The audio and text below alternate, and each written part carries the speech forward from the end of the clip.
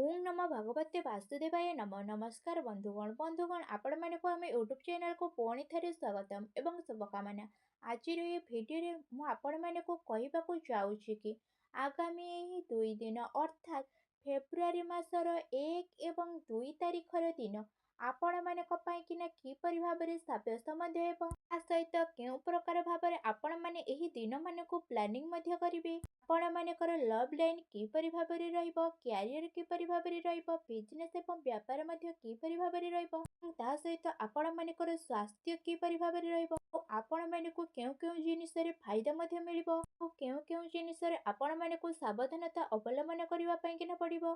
ए सबुर प्रतिटी स्थिति विषय मु आपण मानक कहिबी। पूर्वरु आपण मानक कहि रखिबि कि जे आपण माने जदि ए चैनल रे नुआ करी आछंती तेबे एबे ही जाके सब्सक्राइब करंतु एवं पाखरे आसुवा बेल आइकन को मध्य क्लिक करंतु जहा फଳରେ समय समय आसुवा समस्त वीडियो नोटिफिकेशन आपण मानक ही सर्वप्रथम मिल जिवो। आसंतु एबे जानिबा आपण मानक पई किना किपरि रहिबो आगामी एही 2 दिन अर्थात फेब्रुआरी मासर 1 एवं 2 तारिखर दिन। सबुठारु प्रथमे विशेष करी जदि मु आपण मानक कहिबि कोन आपण मानक पई किना ए दिन पॉजिटिव हेबा पई किना जाउ अछि, जदि विशेष भाबरे आज मु आपण मानक कहिबि जीवन साथी द्वारा आपण मानक पूर्ण सहयोग बहुत मात्रा रे प्राप्त हेब।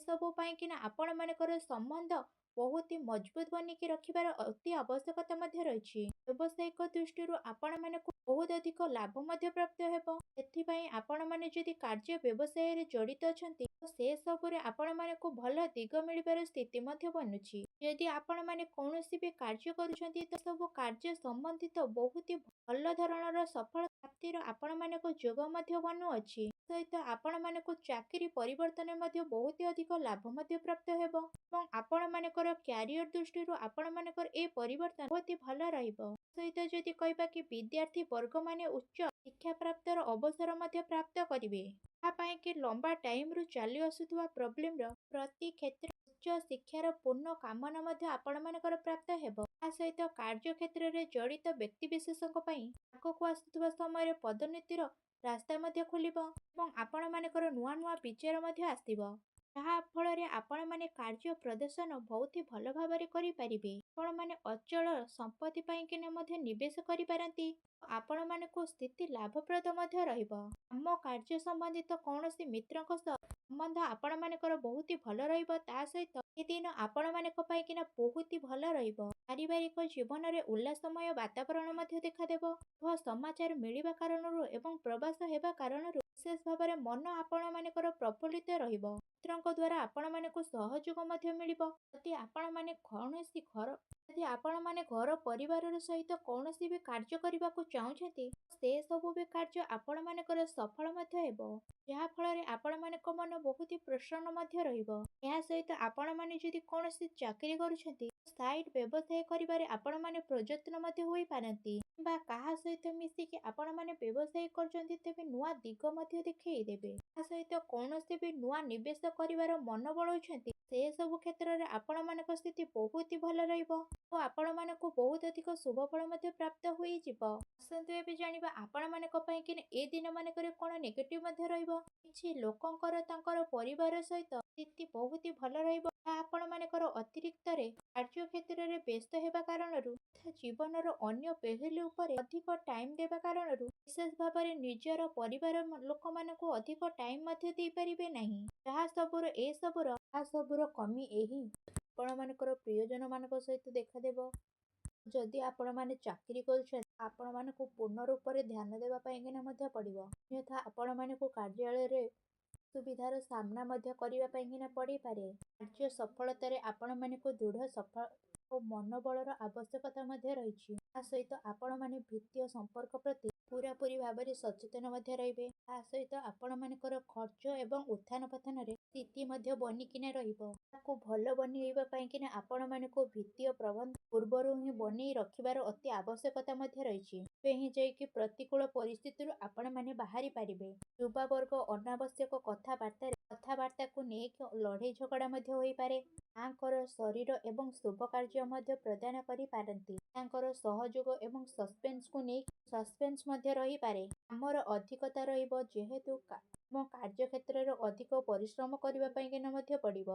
ତା ସହିତ କାର୍ଯ୍ୟକ୍ଷେତ୍ରରେ ଆପଣମାନଙ୍କୁ ସଫଳତା ନ ମିଳିବା କାରଣରୁ ମନ ଆପଣମାନଙ୍କର ବ୍ୟଥିତ ରହିବ। ସେଥିପାଇଁକିନା ଆପଣମାନଙ୍କର ବାଣୀ ଉପରେ ସଂଯମତା ମଧ୍ୟ କରନ୍ତୁ। ଅନ୍ୟଥା ଆପଣମାନେ ବ୍ୟୟବର୍ଜିତ ପ୍ରୋବ୍ଲେମରେ ମଧ୍ୟ ପଡ଼ିପାରନ୍ତି। ତେଣୁ ଟିକେ ଆପଣମାନେ ସାବଧାନତା ରୁହନ୍ତୁ। ଆସନ୍ତୁ ଏବେ ଜାଣିବା ଆପଣମାନଙ୍କର ଏଇ ଦିନମାନଙ୍କରେ ଲଭ୍ ଲାଇଫ୍ ସ୍ଥିତି କିପରି ଭାବରେ ରହିବ। ଯଦି କହିବା କି ଆପଣମାନଙ୍କର ଏଇ ଦିନମାନଙ୍କରେ କୌଣସି ଜାଗାକୁ ବୁଲାବୁଲିର ସ୍ଥିତି ମଧ୍ୟ ରହିଅଛି। ସେଥିପାଇଁକିନା ଆପଣମାନଙ୍କର ପ୍ରେମ ଜୀବନରେ ବୃଦ୍ଧି ମଧ୍ୟ ହେବ। ତା ସହିତ ପ୍ରେମ ସହିତ ଆପଣଙ୍କର ସବୁ ପ୍ରକାରର ସହଯୋଗ ସମ୍ଭାବନା ମଧ୍ୟ ଉତ୍ପନ୍ନ ହେବ।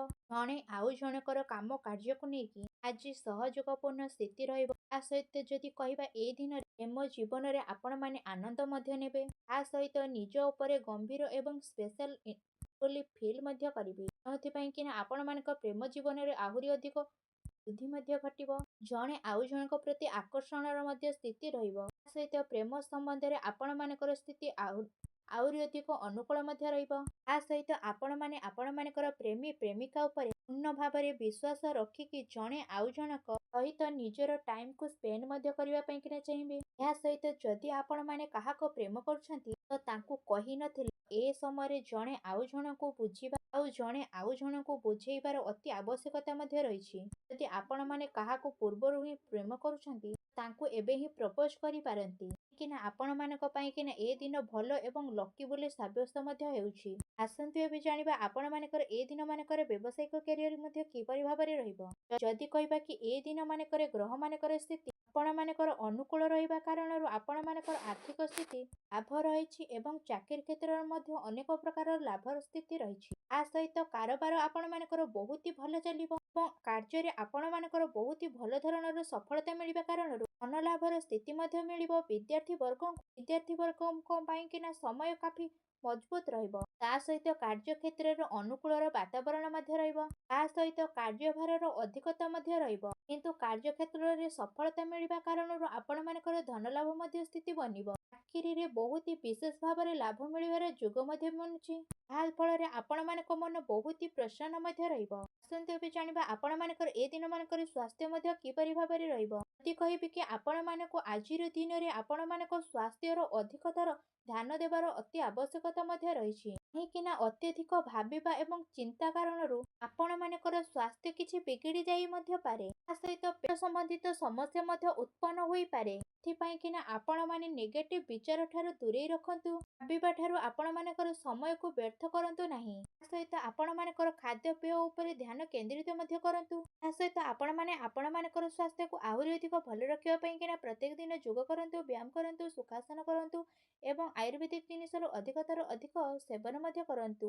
ଯାହାଫଳରେ ଆପଣମାନେ ସୁସ୍ଥ ରହିବେ। ଆସନ୍ତୁ ଏବେ ଜାଣିବା ଆପଣମାନଙ୍କର ଏଇ ଦିନମାନଙ୍କରେ କଣ ବିଶେଷ ଉପାୟ ମଧ୍ୟ ରହିଛି। ଆପଣମାନେ ଏ ଦିନମାନଙ୍କରେ ସ୍ନାନ ଆଦି ବିଶେଷ ଭାବରେ କରିସାରିଲା ପରେ ପୂଜା ଘରେ ବିଶେଷ ଭାବରେ ହଳଦୀ ରଙ୍ଗର ମାଳାକୁ ରଖନ୍ତୁ ଏବଂ ଶ୍ରୀ ବିଷ୍ଣୁ ନାରାୟଣ ଏବଂ ଲକ୍ଷ୍ମୀ ନାରାୟଣଙ୍କ ମନ୍ଦିରକୁ ଯାଇକି ଲଡୁ ପ୍ରସାଦ ରୂପରେ ଲଗାନ୍ତୁ ଏବଂ ନିଜର ମନସ୍କାମନା ମଧ୍ୟ କହିଦିଅନ୍ତୁ। ଏପରି କରିବା ଦ୍ୱାରା ହିଁ ଶ୍ରୀହରି ବିଷ୍ଣୁ ବହୁତ ଶୀଘ୍ର ହିଁ ଆପଣମାନଙ୍କ ଉପରେ ପ୍ରସନ୍ନ ହେବେ। ଆପଣମାନଙ୍କର ଯାହା ବି କଷ୍ଟ ଅଛି ତାକୁ ମଧ୍ୟ ଦୂର କରିବେ ଆଉ ଯାହା ବି କିଛି ବି ପ୍ରୋବ୍ଲେମ ଚାଲିଥିଲା ତାକୁ ବି ମଧ୍ୟ ଅନ୍ତ କରିବେ। ଏପରି କରିବା ଦ୍ୱାରା ହିଁ ଶୀଘ୍ର ହିଁ ଆପଣମାନଙ୍କୁ ଶୁଭଫଳ ପ୍ରାପ୍ତ ହେବ। ଆଶା କରୁଛି ଆଜିର ଏହି ଭିଡ଼ିଓଟି ଆପଣମାନଙ୍କୁ ବହୁତ ମାତ୍ରାରେ ଭଲ ଲାଗିଥିବ। ଯଦି ଭଲ ଲାଗିଥାଏ ତେବେ କମେଣ୍ଟ ବକ୍ସରେ ଶ୍ରୀହରି ବିଷ୍ଣୁ ବୋଲି ଅବଶ୍ୟ ଲେଖନ୍ତୁ। ଶ୍ରୀ ବିଷ୍ଣୁଙ୍କ କୃପା ଆପଣମାନଙ୍କ ଉପରେ ସଦାସର୍ବଦା ଥାଉ। ପୁଣି ଦେଖା ହେବ ଏକ ନୂତନ ଭିଡ଼ିଓ ମାଧ୍ୟମରେ। ସେ ପର୍ଯ୍ୟନ୍ତ ବିଦାୟ ଦିଅନ୍ତୁ। ରହୁଛି। ଧନ୍ୟବାଦ।